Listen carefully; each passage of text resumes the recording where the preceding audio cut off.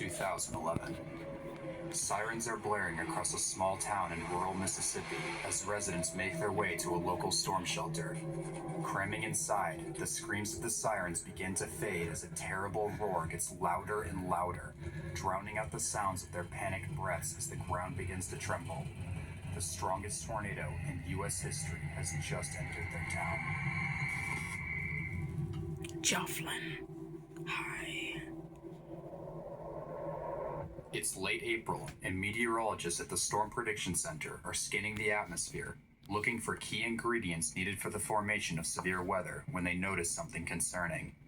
A massive region of low pressure, called a trough, is moving across the United States. This giant, slow-moving trough is bringing with it a belt of extremely fast-moving winds aloft, while at the same time drawing in inconceivable amounts of warm, moist air from the Gulf of Mexico, bringing together a dangerous combination of atmospheric conditions.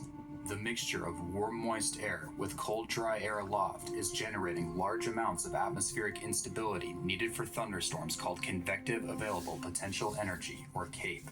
Additionally, the fast-moving southwesterly winds of the trough are overspreading a powerful, low-level jet of air rushing north, creating incredibly large amounts of both speed and directional wind shear needed to cause thunderstorms to begin rotating.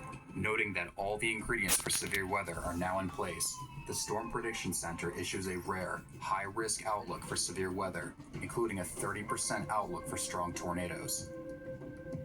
By 1 a.m., a tornado outbreak was already underway across Mississippi and Alabama as unexpected lines of powerful thunderstorms called quasi-linear convective systems, or QLCS, moved across the area, spawning over 70 powerful tornadoes along with strong straight-line winds, causing widespread damage to infrastructure, while also leaving behind a dangerous thermal boundary draped across northern Alabama and Mississippi.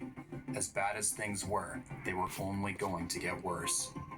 As the sun begins to heat up the atmosphere on April 27th, meteorologists noticed that the storm system was even stronger than expected, prompting them to increase their outlook to an unbelievable 45% risk, noting a major outbreak of intense, long-track, and perhaps violent tornadoes is expected.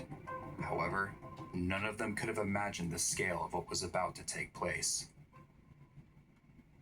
At 10:30 a.m., a cluster of storms erupts near Monroe, Louisiana, slowly gaining strength before merging together, organizing into a powerful, rotating thunderstorm called a supercell, spinning faster and faster as the clouds begin reaching towards the ground.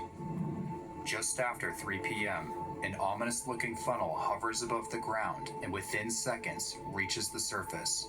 The newly formed tornado initially causes only weak damage as it tracks to the northeast, bringing down patches of trees and causing light damage to rural structures. However, just 1 minute later, the tornado rapidly intensifies, completely destroying a couple mobile homes and scattering the debris long distances.